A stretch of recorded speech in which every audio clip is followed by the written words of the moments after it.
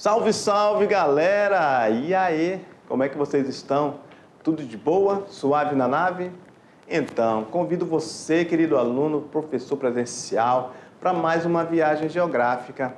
Essa geografia aí que está vendo aí questões do raio-x do Brasil. Hoje nós vamos falar sobre regionalização, beleza? Então, vamos lá no quadro, meu diretor, que já começou a aula. Vamos lá. Aula 23.1. A gente vai falar nessa aula, galera, sobre regionalização do território brasileiro. As macro-regiões do IBGE, planejamento regional, complexos regionais e os 4 Brasis. Regionalizar significa estabelecer regiões. Vamos começar a rabiscar. Significa estabelecer regiões com base em determinados critérios que podem ser naturais, históricos, culturais ou socioeconômicos. Olha só que interessante. Bem, nós estamos em Porto Velho. Você é um aluno que pode estar em Vilhena. Quando você vem para Porto Velho, você vê uma diferença muito grande, não vê? Pois é, isso acontece. Principalmente cultural. Você vê diferença de tipo de... até o clima é diferente. Você vê também o dialeto é diferente. Então, isso poderia ser um critério. Olha só, estou só dando estou jogando aqui um exemplo para você perceber que a gente poderia regionalizar. Poderia dividir a parte de Rondônia, que tem mais a ver com o sul e sudeste do Brasil, o centro-oeste do Brasil.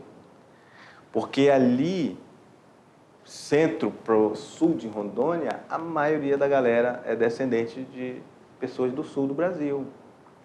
Beleza? Assim como a gente for lá em Roraima, atravessar aqui todo o Amazonas, mais de 1.000 quilômetros, a gente vai comer o mesmo tucunaré, que a gente pega aqui no Rio também. Olha só o tamanho da Amazônia. Então, nós estamos na Amazônia.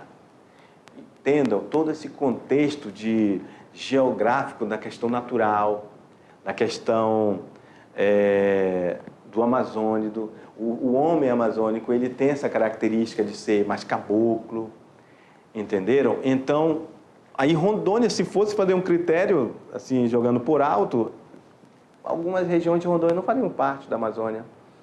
Porque tem parte de Rondônia que não entra dentro desse contexto de ter dialeto. Uma pessoa que me ouve, às vezes, nossa, esse professor tem um sotaque diferente do nosso. Pois é, eu sou nortista, vindo de família de amazonense com maranhense. Então, a gente muda um pouco o sotaque. Agora, quando a gente desce aqui para Rondônia, passando de Ariquemes passando por Coacauás, Paraná, Jaru, até chegar lá em Vilhena, vai mudando o sotaque das pessoas. São várias pessoas que já está até mudando, né? Mas os pais desse jovem que está hoje aí tem um sotaque bem arrastado, né? Como diz assim, descendente de gaúcho, de paranaense. Então, é isso. Então, isso que eu estou falando já foi até, em certos lugares, ser adotado como critério para regionalizar um lugar. Beleza? Quer ver? Vamos lá no quadro. Uma regionalização pode ainda interrelacionar mais de um aspecto, desde que garanta o caráter da individualidade da região, distinguindo-a das demais. Então, é isso, acabei de falar. Podemos ter essa regionalização, ainda que o sul de Rondônia tenha essa característica mais de pessoas sulistas, ainda assim nós conseguimos ver aspectos que somos todos da Amazônia, ok? As regiões não são estáticas, ou seja, não são paradas. Elas podem ser alteradas em virtude do dinamismo da transformação da paisagem, em razão dos processos tem dois processos, né? Processos históricos que modificam as formas do uso do solo e incorporam novos padrões de desenvolvimento tecnológico. Botamos aqui uma imagem da China que evidencia que eles também se regionalizaram lá, de forma que eles colocaram as zonas econômicas, especiais econômicas, próximas ao oceano, justamente para transportar a sua produção industrial, beleza? Podem também ser alteradas com a criação de estados. E, portanto, como aconteceu no Brasil, né? Nós criamos um estado, Tocantins, e, portanto, de novas divisões políticas e administrativas, com novos interesses econômicos e até mesmo para atender a finalidade de pesquisa, coleta de dados e levantamentos estatísticos. Existe uma interdependência entre as regiões que compõem um país, pois estão integradas a uma política e economia únicas. Então, ou seja, embora existam as regiões no Brasil, elas estão todas interligadas, porque nós temos um comando maior, ok? Um comando maior, que é o governo central do Brasil. Por questão política, nós somos um país único e interdependentes, ok? Ou seja, nós temos todas as regiões, mas elas são conectadas através de redes elétricas, redes de transporte, ok? E o nosso país, ele é centralizado nesse estado, ok? O Estado brasileiro, quando eu falo Estado brasileiro, eu estou falando desse Estado-nação. Não estou falando do Estado da Federação como Rondônia, ok? O Estado-nação, esse Estado-nação que tem a centralização política lá em Brasília, ok? Que gerencia toda essa regionalização do Brasil, fazendo inclusive o aporte econômico de recursos financeiros para as regiões que mais precisam. Porque essa regionalização também ajuda a evidenciar quais são as regiões que necessitam de mais atenção.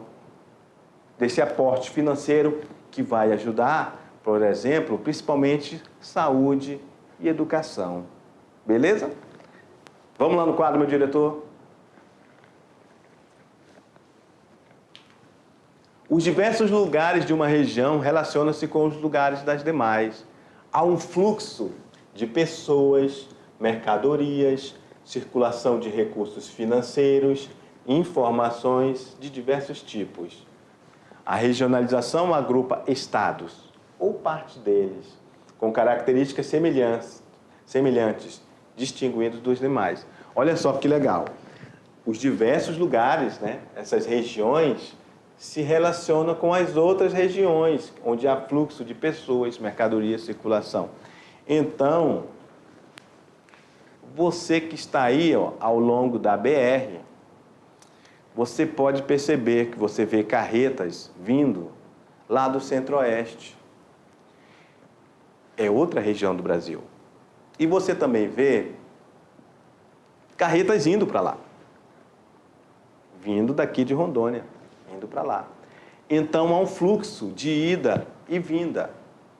Isso entre todas as regiões do Brasil, do centro-oeste para o norte, do norte para o centro-oeste, do sudeste, trazendo produtos para Rondônia, por exemplo, do sudeste, vindo pela BR, atravessando todo o centro-oeste, até chegar aqui no norte, até entrar em Rondônia, até chegar aqui em Porto Velho. Isso é um fluxo muito complexo que eu estou falando, que pode ser um fluxo de produtos, mercadorias ou pessoas que circulam nesse vai e vem do Brasil, que é feito todos os dias. Beleza? Vamos lá no quadro, meu diretor.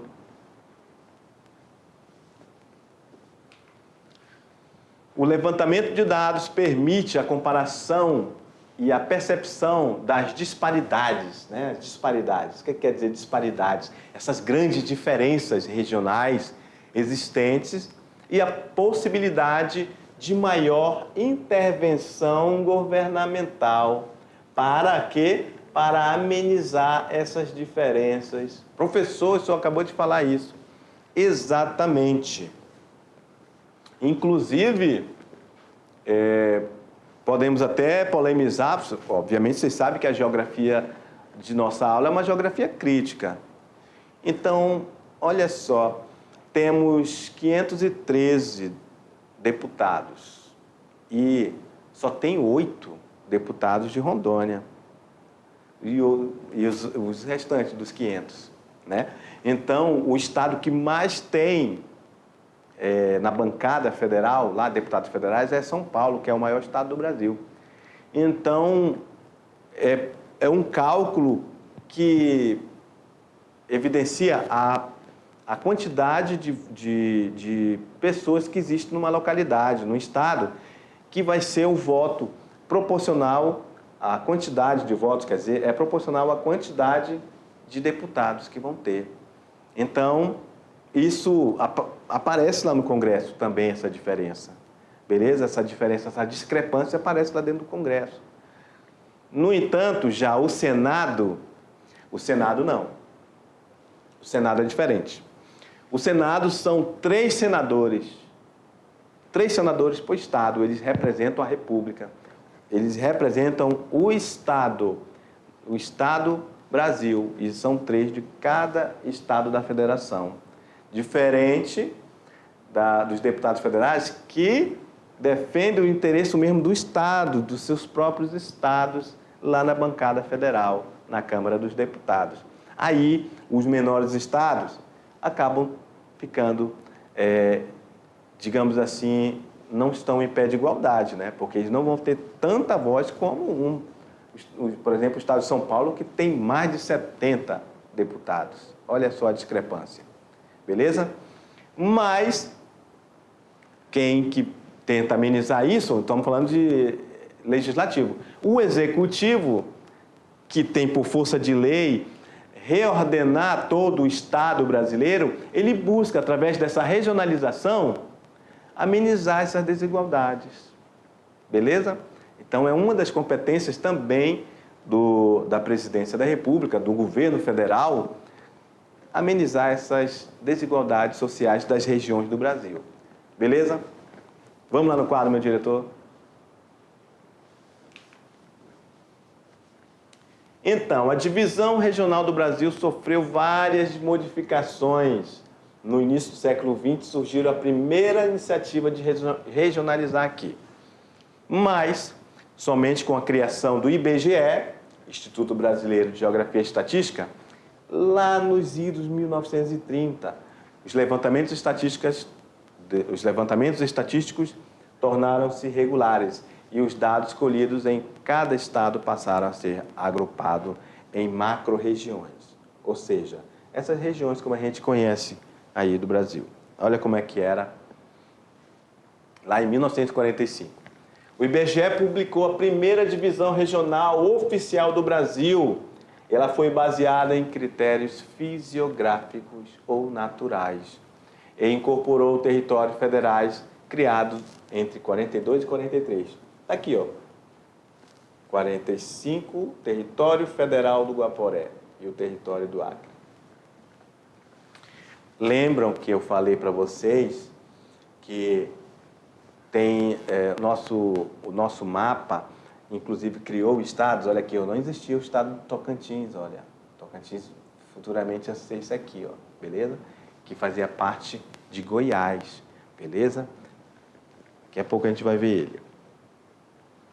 A partir da década de 60, com as intensas transformações no espaço geográfico brasileiro, provocado pelos impactos produzidos na paisagem e a mudança na divisão político-administrativa, tornou-se necessário rever esses critérios adotados pela regionalização do território brasileiro. A cobertura vegetal original desapareceu em vastas extensões dos estados de economia mais dinâmica. Além disso, o relevo, as redes hidrográficas foram alterados para a implantação de infraestrutura.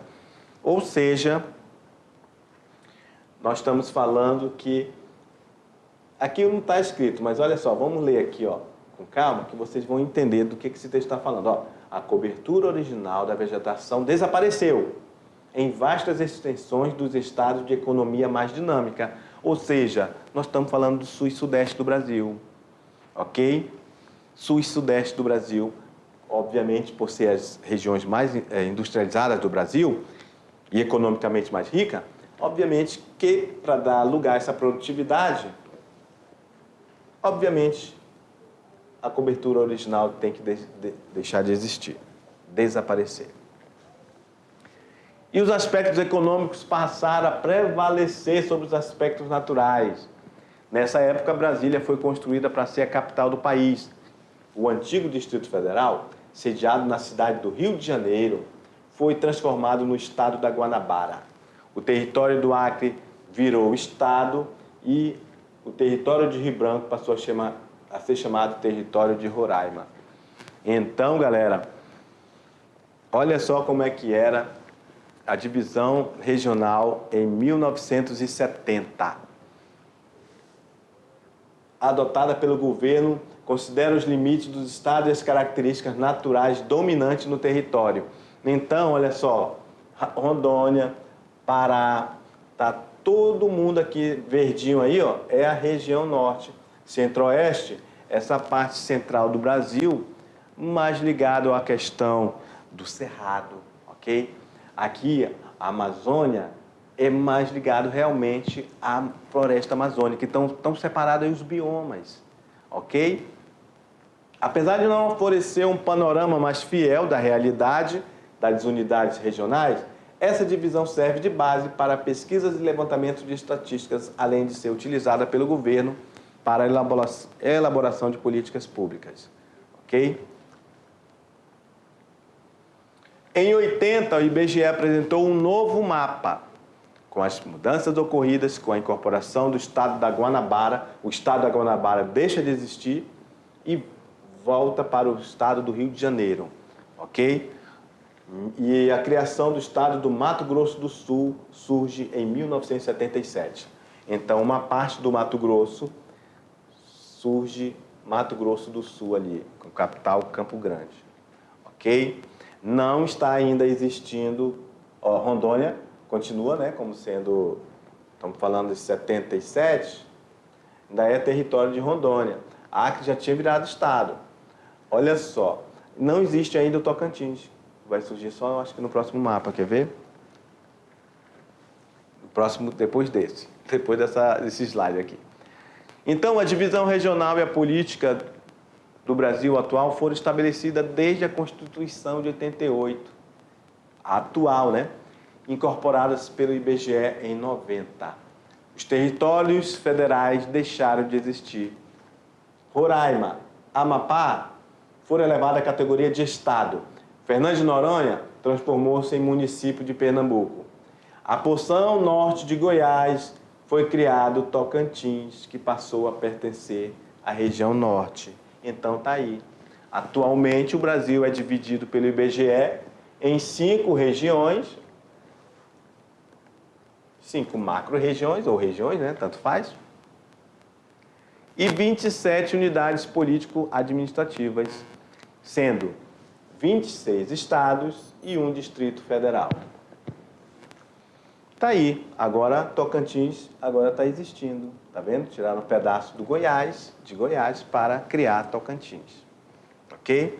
Rondônia agora já é estado, o Acre é estado, Roraima é estado, Amapá virou estado, tudo era território. Mato Grosso foi dividido, criou o Mato Grosso do Sul. Ok? Então, essa, além de ser a criação de estados, a criação de novos estados como Tocantins, né, e deixar de existir os territórios federais, ainda temos essa divisão, que é a que a gente tem atualmente no Brasil, ok? Isso serve para fazer planejamento, pessoal, ok?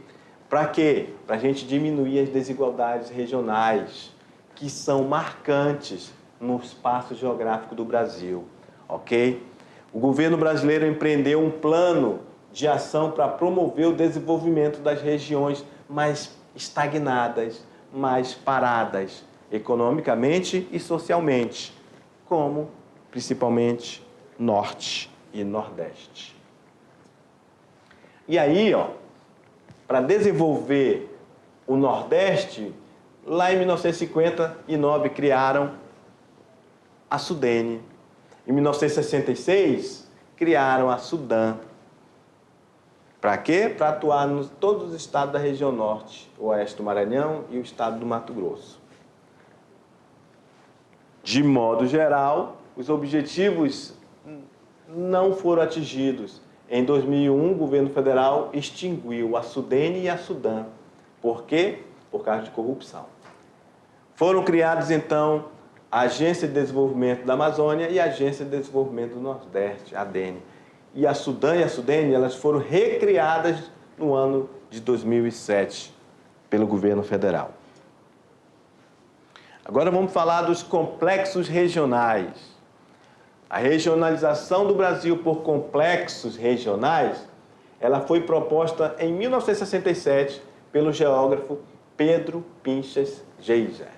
Os complexos regionais são Amazônia, Nordeste e Centro-Sul. Essa regionalização considera a formação histórica e econômica do Brasil e a modernização econômica em curso desde a década de 60, que se manifestou nos espaços urbano e rural. Ela não acompanha os limites entre os estados, galera. Ok? Os complexos regionais de Pedro Pinchas, não acompanham os limites entre os estados. Ok?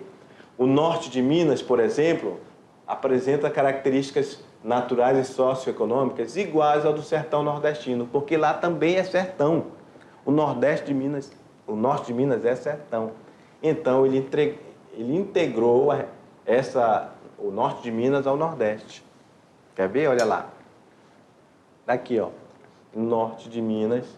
Eita, tá vermelho, tem que botar um preto agora. Deixa eu ver. Um azul. O norte de Minas, ó, por questões naturais, ele vai para o Nordeste, porque essa região de Minas Gerais é seca ainda. Ok? Predomina ali a caatinga. Beleza? Olha só o que ele faz, por exemplo, com o Maranhão. Parte do Maranhão vem para o norte. Olha aqui, parte do Mato Grosso vai integrar a Amazônia. Enfim, os complexos regionais, segundo Pedro Pinchas, tá aqui, ó, Pedro Pinchas, ele vai fazer os complexos regionais baseados principalmente na natureza. Ok? E os 4 Brasis? Os 4 Brasis, considerando os processos históricos de ocupação e transformação do território pela sociedade, nos levou ao atual estágio do meio técnico, científico e informacional, proposto por Milton Santos. Milton Santos, galera, esse coro aí é um dos maiores geógrafos do mundo e é um brasileiro, ok? E sua equipe propôs outra regionalização para o Brasil. Para essa regionalização foram considerados os seguintes aspectos: quantidade de tecnologia das áreas, o volume da atividade econômica, o fluxo da atividade econômica, modernas na área financeira, comercial, serviços e industrial. E também a questão da agropecuária em relação à mecanização e à integração da indústria. Então, para Milton Santos, olha como seriam as regiões do Brasil. A Amazônia estaria em verde, né? Centro-Oeste, a região concentrada seria essa região aqui. Essa aqui seria uma novidade para nós, né? Região concentrada e o Nordeste em amarelo. Então vejam que ele não mais considerou só o aspecto natural, como Pedro Pinchas. Olha aqui, ó, Pedro Pinchas, ele fez diferente, ele não acompanhou os limites dos estados, né? Ele fez uma regionalização baseada principalmente nas características naturais do ambiente, ok? Vocês concordam que, por exemplo, aqui Pinchas, quando fez essas pessoas que moram, por exemplo, no norte de Minas Gerais, ali prevalece o sertão. Ainda tem característica de caatinga. Porque a gente pensa que porque está no Sudeste, o Sudeste do Brasil vai ser só coisas bonitas ali, friozinho, né, tal. Não, o Nordeste de Minas, se você for lá, você vai pensar que está no sertão, na Caatinga, no sertão do Nordeste. Se você for lá no Norte de Minas, você vai ver isso. Se colocasse você lá, e agora me diga, que estado você está? Você nunca ia dizer que estava em Minas ou que estaria no Sudeste do Brasil, se você não tivesse essa informação. Beleza? Vamos lá no quadro. Outra informação interessante, ó, que se você também tiver na região ali do Mato Grosso, também tem muitas características de Amazônia. Por isso que Pinchas colocou praticamente todo o Mato Grosso na Amazônia, ok? Parte do Maranhão também na Amazônia, porque ali as características não é de sertão ainda, ok? Então é diferente dessa, olha aqui, ó, essa região aqui, ó, toda muito parecida, ele colocou tudo como centro-sul do Brasil. Já aqui, ó, na de Milton Santos, ele tirou a região centro-oeste e concentrou praticamente em sul e sudeste e chamou de região concentrada, ok? Professor, por que concentrada? Vamos ver agora. Região concentrada, composta por denso sistema de fluxos em razão dos elevados índices de urbanização, atividade comercial intensa e alto padrão de consumo domésticos e de muitas empresas, ok? Então, o que Milton Santos queria dizer com isso, meu querido, é que essa região concentrada, entenda, por que concentrada? Porque ali está concentrada o maior fluxo de capital do Brasil. Lá está concentrada a maior quantidade de indústrias. Ela é concentrada porque também ela tem a região, a área mais urbanizada do Brasil, inclusive com as maiores metrópoles do Brasil. São Paulo é uma cidade global, é uma metrópole. Juntamente ao lado dela ali, quem? Rio de Janeiro, Belo Horizonte. Estão entendendo? Então, essa imensa área ali, sul e sudeste, ele disse que é uma área muito moderna, e muito diferenciada do outro restante do Brasil. Concentrada justamente, o próprio termo dizer que está concentrado, quer dizer que ele quer dizer que também precisa desconcentrar isso e levar modernidade para outras regiões do Brasil, como o Nordeste e a Amazônia. Beleza? Vamos lá no quadro.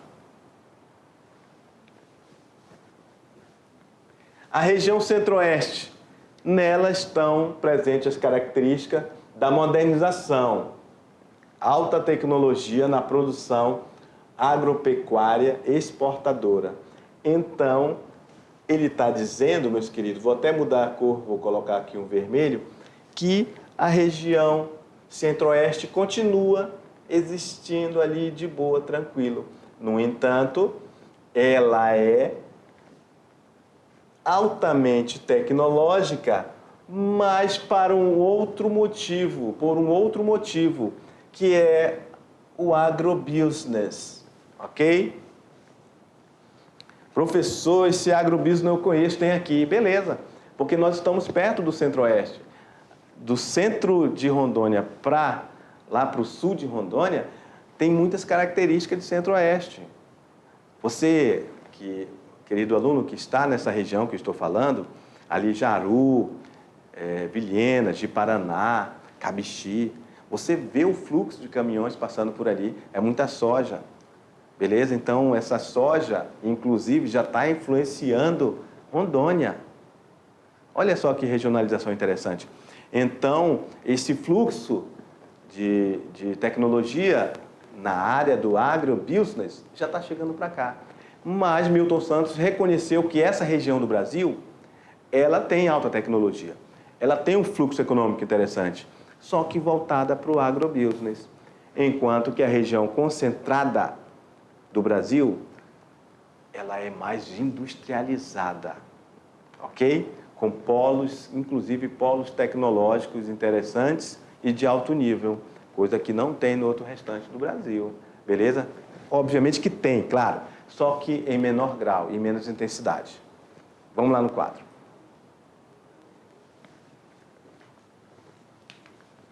E a região Nordeste? Região Nordeste, essa região Nordeste aí, ó, que tem grande história da nossa própria história como ser humano, como brasileiros, como colônia que fomos, não é isso? Aproveitando, então, mandar um abraço para o meu amigo, diretor Batatinha, que é lá do Nordeste, não é isso? Para o meu amigo Mazinho, que são lá do Nordeste. Ali, estão todos felizes que eu estou falando do Nordeste agora aqui, galera, olha só. Então, vamos lá. Excetuando-se o período de grande desenvolvimento da economia canavieira, de modo geral, a circulação de pessoas, produtos, informações e dinheiro sempre foi precária. Precária, olha só, vou circular, ó, precária, em razão da agricultura extensiva e da urbanização irregular, restrita a alguns pontos. Olha só, então vamos falar do Nordeste. Sabemos ali que o Nordeste tem a questão do semiárido. Obviamente, vai ser um vazio demográfico, ok? Aquela região do semiárido, além de ser um vazio demográfico, obviamente, não vai desenvolver a economia de uma forma interessante, ok? Não vai desenvolver uma agropecuária de uma forma interessante, ok? Então, o desenvolvimento vai ficar mais indo ali para a região próxima do litoral, que vão ali encontrar situações em que haverá, inclusive, a maior aglomeração de pessoas, porque é ali que vai desenvolver uma parte da economia do Nordeste, ok? Então, as pessoas vão para essas regiões em busca de oportunidade de emprego e é onde vai ter as maiores aglomerações. No entanto, Milton Santos, ele vai também dizer que o Nordeste ele é bem diferente, ele é diferenciado. Ele não pode estar junto com a Amazônia porque tem características distintas. Ele tem o semiárido, tem características culturais próprias, tem um dialeto diferenciado. Você, quando conversa com o nordestino, você consegue perceber que é um nordestino, pelo dialeto dele, ok? Então, o Nordeste tem essa situação aí, desse semiárido, a Caatinga, o sertão nordestino, que vai fazer com que haja ali uma região que tem um sertanejo, uma região de muito difícil, que inclusive podemos até falar a palavra que as pessoas sofrem mesmo, mas mesmo assim não deixam o lugar, né?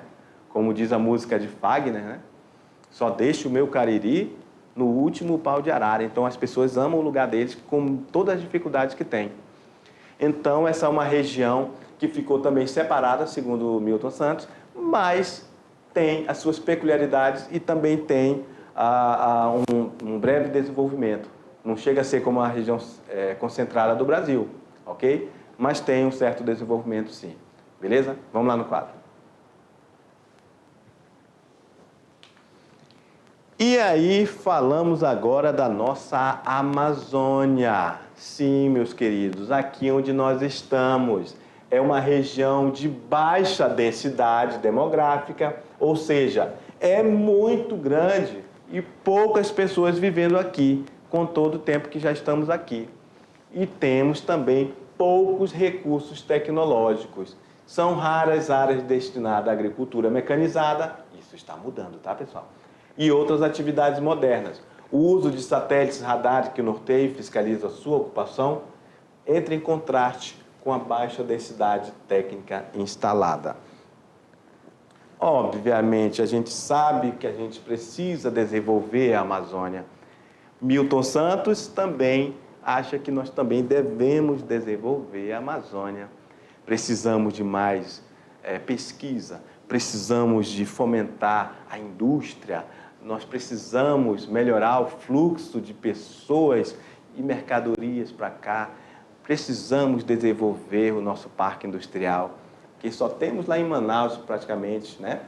No entanto, a nossa indústria em outros lugares da Amazônia é muito tímida ainda. Então, Milton Santos também reconheceu isso, como sendo um grande vazio demográfico e uma região que necessita se desenvolver muito. Beleza?